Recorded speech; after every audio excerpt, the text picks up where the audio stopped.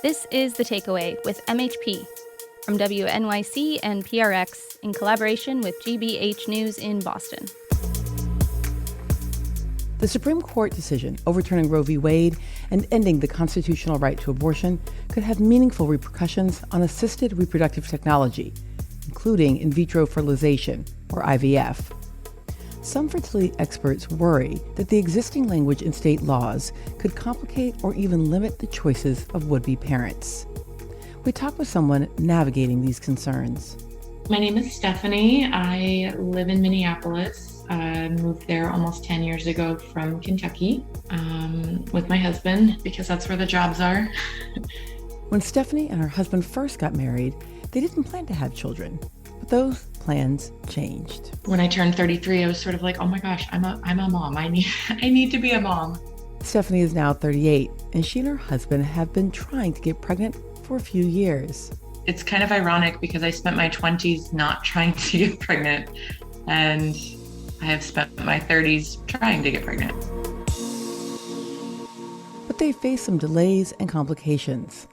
Before the pandemic, doctors found a fibroid in her uterus that was the size of a baseball, and she couldn't get it removed once the pandemic began because it was considered an elective surgery. May of last year, I had the fibroid removed. We ended up getting pregnant the first time that we tried this past November, which ended in a miscarriage. And so we've been trying ever since to get pregnant. We started seeing a fertility specialist in March of this year, and we are on our second round of IUI, which is intrauterine insemination. And I actually am waiting to find out if I am pregnant. If I am not, we will do one more round of IUI. And if that doesn't work, then we will start with IVF. IVF is one of the most widely known forms of assisted reproductive technology, or ART. Assisted reproduction plays a role in about 2% of all births in the United States.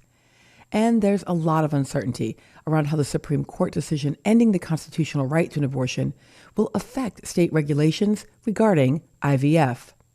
Many states with new abortion laws define personhood at the moment of fertilization. And it's unclear if states will place restrictions on the handling of embryos in fertility labs.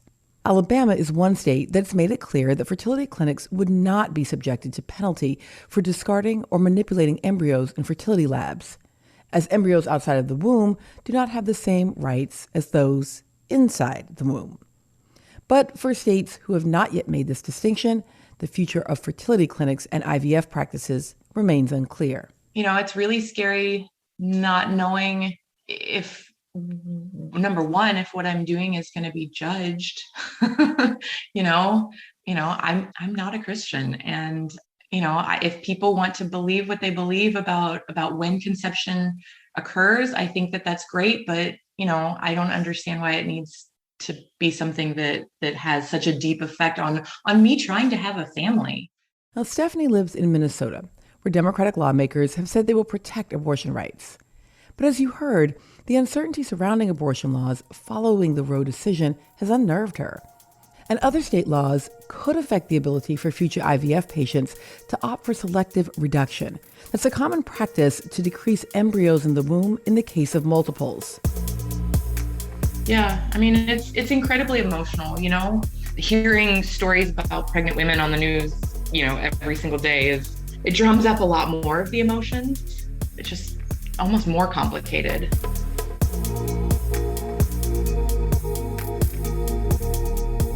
The Supreme Court's decision to overturn Roe v. Wade leaves the future of abortion in the hands of states. It's also created uncertainty when it comes to those using IVF to conceive. Some states, including Texas and Kentucky, ban the termination of a pregnancy once an egg is fertilized. And while those laws include some provisions allowing for medical providers to perform procedures if the mother's life or health is severely at risk, it's unlikely IVF patients in these states would still have the option for procedures like selective reduction. This procedure is common practice in IVF and involves terminating embryos in the womb, often due to chromosome abnormalities or the financial, emotional, or health consequences of a pregnancy of multiples. Joining me now is Dr. Kim Thornton, Director of the Division of Reproductive Endocrinology at Beth Israel Deaconess Medical Center in Boston, and a reproductive endocrinologist at Boston IVF. Dr. Thornton, thanks for being here on The Takeaway. Thank you for having me. And I'm also joined by Dr. Louise King, an ethicist and surgeon who serves as Director of Reproductive Bioethics at the Harvard Medical School's Center for Bioethics and Vice Chair of the Ethics Committee of the American College of Obstetricians and Gynecologists. Thanks to you as well for being with us, Dr. King. It's my pleasure. Thank you for inviting me. So, Dr. King, I want to begin with you. You're a bioethicist and earned a law degree before becoming a physician. Can you just weigh in a bit on the legal perspective of what you see in the context of the Dobbs decision that can affect the issue of assisted reproductive technologies, or ART? In terms of the legality of proceeding forward with IVF, of course, it's still technically legal, but some of the sequela of IVF, notably perhaps needing abortion services in the context of a miscarriage, but still with electrical activity, and by that I mean, quote unquote, a heartbeat, can be called into question in some of our states now. And so the safety of proceeding with IVF may also be called into question in those states. I want to think a bit about this. And for folks who haven't engaged with assisted reproductive technologies, it can feel like either a scary world or a kind of closed world, or one that is, either super scientific or medical in some kinds of ways. So, Dr. Thornton, can you just maybe walk us a bit through the moments in the context of IVF and other assisted reproductive technologies where the issues of termination, really come up, sort of how they undergird some of what happens in ART? When you think about in vitro fertilization procedures, we see couples with a number of different types of reasons they might seek fertility care. And the couples are very thoughtful in terms of deciding to pursue IVF.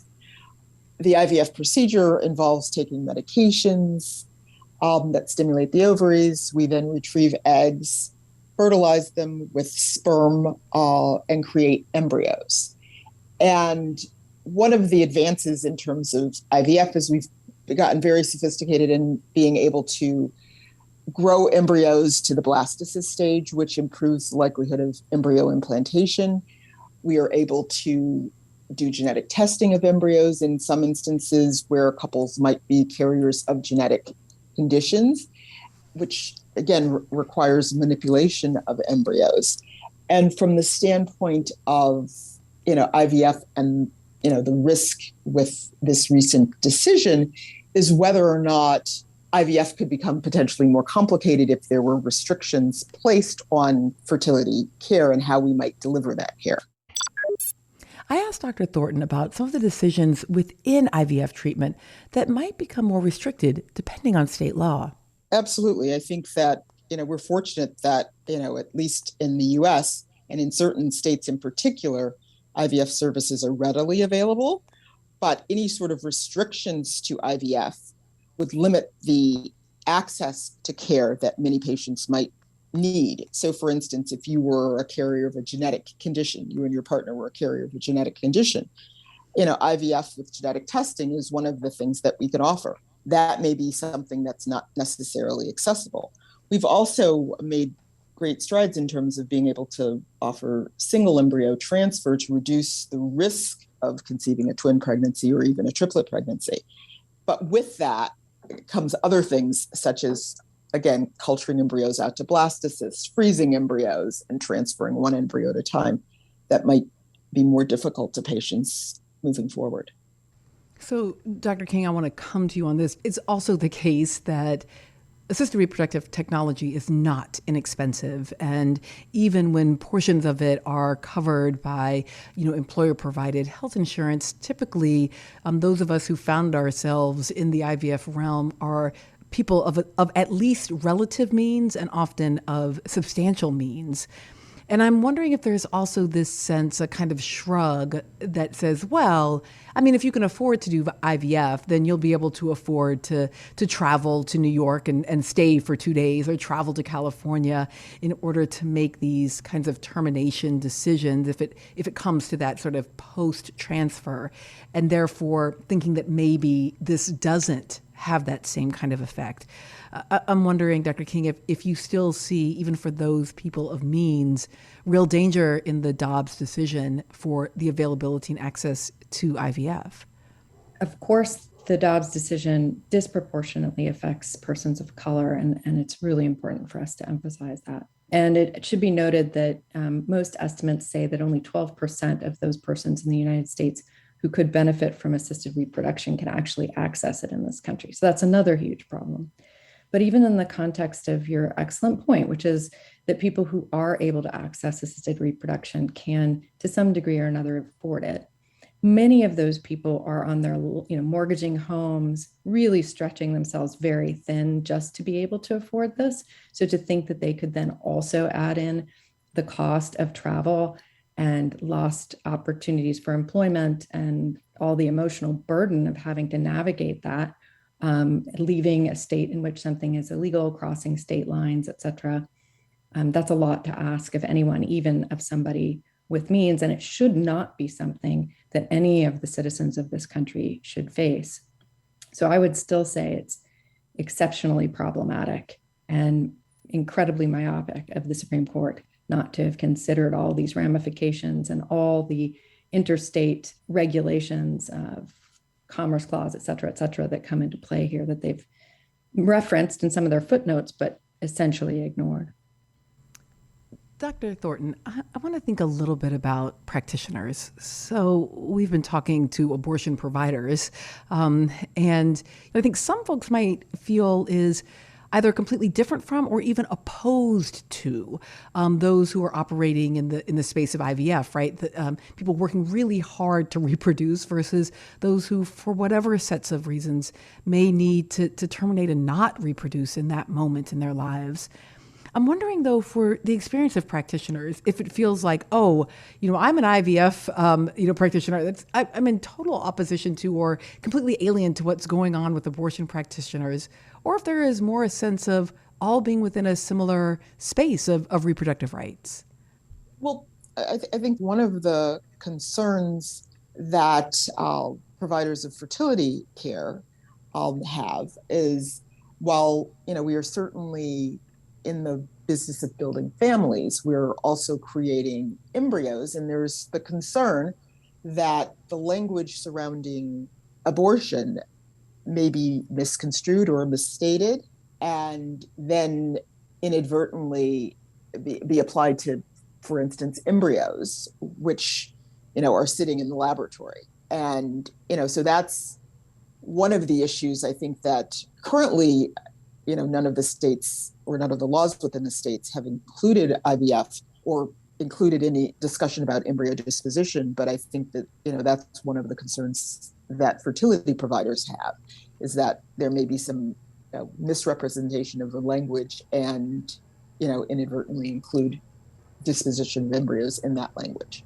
Similarly, inclusion of manipulation of embryos or anything like that is also a concern that fertility providers have.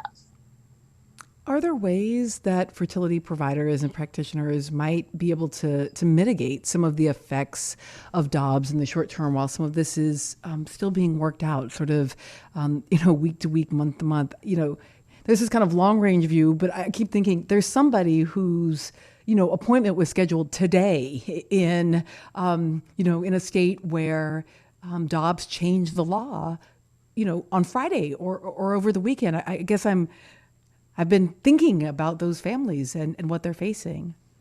I think in most of the states currently, IVF is legal in all 50 states, and it's unlikely in the short term that provision of fertility care will be impacted. But again, I think we're looking at making sure that there's no kind of manipulation of language, or creating definitions that don't necessarily, that overreach, if you will. Our business is to really help individuals build their families, right? And, that's our goal, helping them do that in a very safe way. So, when you talk about, the strides that we've made towards single embryo transfer, genetic testing, so we have healthy embryos that we're transferring back, all of those things have really advanced the safety of IVF. And so hopefully, those practices won't come into question and get wrapped into this abortion discussion. All right, one more quick pause, and then we're back with how the Supreme Court decision could affect assisted reproductive technology in just a moment. Shocking. Everybody was very shocked. On Radiolab, he read this article about Bendectin. It was said to affect the limbs. How does the law decide? What's the matter with his foot? Is something wrong with his foot? What is and isn't science? If this is true and there's a problem with this drug. How could you live with yourself if you knew what had happened and you didn't try to stop it? The Gatekeeper from Radiolab. Listen wherever you get podcasts. For 8 years, there's been an unsolved murder of a prominent couple in New Jersey. When did things start to not go well with the investigation? We met with the prosecutor's office on Tuesday. That's when things started to go off the rails. I'm Nancy Solomon. Join me on a journey into the crazy world of Garden State crime and politics. Now you can listen to the entire 8-part series, Dead End, a New Jersey political murder mystery from WNYC Studios, available wherever you get podcasts. You're back with The Takeaway. I'm Melissa Harris Perry. I've been speaking with Dr. Kim Thornton and Dr. Louise King about how the overturning of Roe v. Wade could affect assisted reproductive technologies like IVF. If personhood laws recognize embryos outside of the womb as having rights, practices in fertility clinics, such as discarding or manipulating embryos in a lab, could be subject to even stricter regulations which could make it impossible to go forward with the assisted reproductive technologies. Now, states with some of the strictest abortion laws, like Oklahoma, do not explicitly mention exemptions for assisted reproductive technologies in their legislation. So the effect of the laws on IVF procedures is still unclear. More than a decade ago, in 2011, Mississippi voters struck down a personhood amendment, which would have recognized that life begins at fertilization. Opponents to the amendment were concerned it would have ramifications for IVF practices, such as disposing of unused fertilized eggs. So I asked Dr. King if that kind of discourse about personhood and the ways it might affect assisted reproductive technologies could be valuable in this moment. The efforts to create a personhood amendment would have created a status of person for an embryo, which would have incredibly far-reaching effects, not just essentially outlawing IVF entirely, because of course you would not be able to create multiple embryos at once, because you would have to have a very clear plan for every single embryo as a person. And then each embryo would be subject to custody laws and tax laws and inheritance laws. As you explore the concept of personhood from an ethics standpoint, as well as its parallel concepts of the moral status of embryos, the fetus, a child, a person, you will come to realize that from an ethics standpoint, an embryo obviously cannot be a person. But frankly, neither could a newborn child, because personhood requires, from an ethics standpoint, much more simply than a genetic connection. A fairly decent argument as the mother of a teenager could be made that full personhood doesn't even occur until your mid-20s.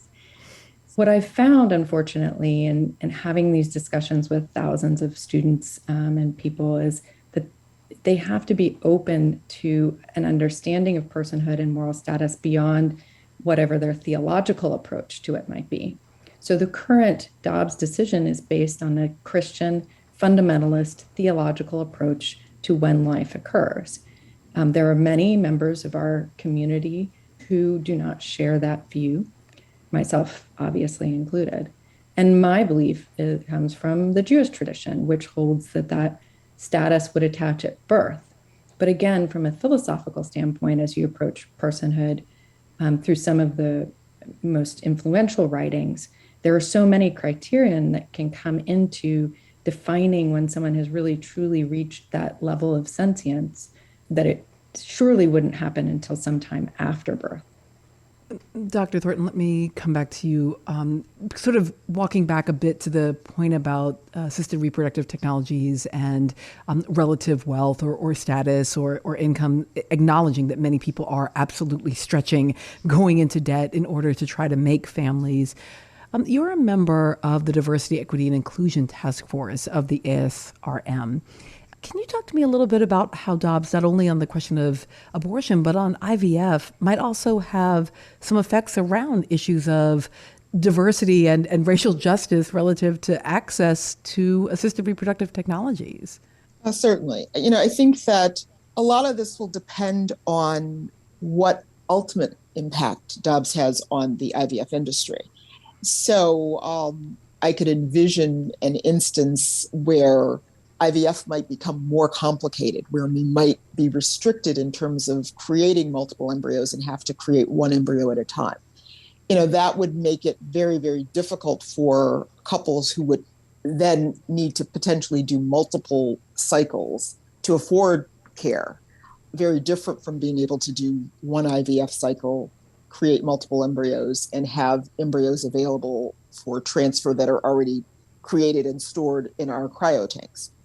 It may limit access to fertility care in certain states. And, if you look at where, minority populations may be concentrated, right, within the United States, that may limit access to care in certain states, and they're not going to be able to travel for 2 to 3 weeks to stay in a state where they can access fertility care. So I think it could have a huge impact on, access to care for minority communities in particular, as well as those who have limited resources. I want to just ask from each of you a final question here. So, Dr. Thornton, I just want to, I'm wondering if there is something that you have learned in the practice of assisted reproductive technologies, less in the science and more in the what it takes to make family in this way, that might help us in the culture, in the discourse, as we are trying to talk about the multiple interests here in a way that reflects being on the same side rather than opposing sides. Certainly. I think from my perspective, family building is a very intimate personal experience between patients and their provider.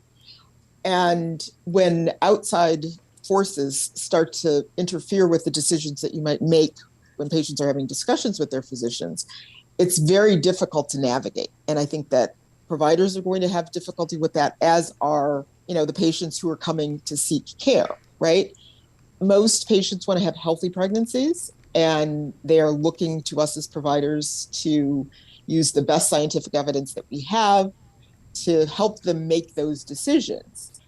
And these are not political decisions in my mind, they are personal decisions. And I think that it's important that we're mindful of that when we go forward. And Dr. King, I guess I want to ask something similar. And I'm wondering if you could just educate the audience a bit on the Ninth Amendment and how you read that relative to Dobbs. Absolutely. And to build on what Dr. Thornton just said, the Ninth Amendment essentially codifies the fact that as persons, all of us as citizens of the United States wish to have the ability to make decisions about our own bodies, about our life, our liberty, and our pursuit of happiness, free from unnecessary and inappropriate control from outside forces. And we are guaranteed that right, despite it not being enumerated. So Sam Alito's opinion and his concurring justices were all trying to say that because the word abortion is not contained within our Constitution, it was not contemplated by our founders, and it is not a protected right, or a right to abortion is not a protected right.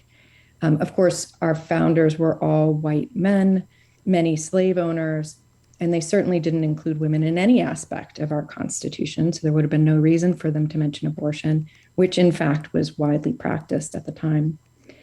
The Ninth Amendment in our Constitution specifically states that even if it hasn't been enumerated, there are inalienable rights that we all hold. And one of those rights is to be left alone in these personal and carefully constructed decisions that we make with our families and our healthcare providers.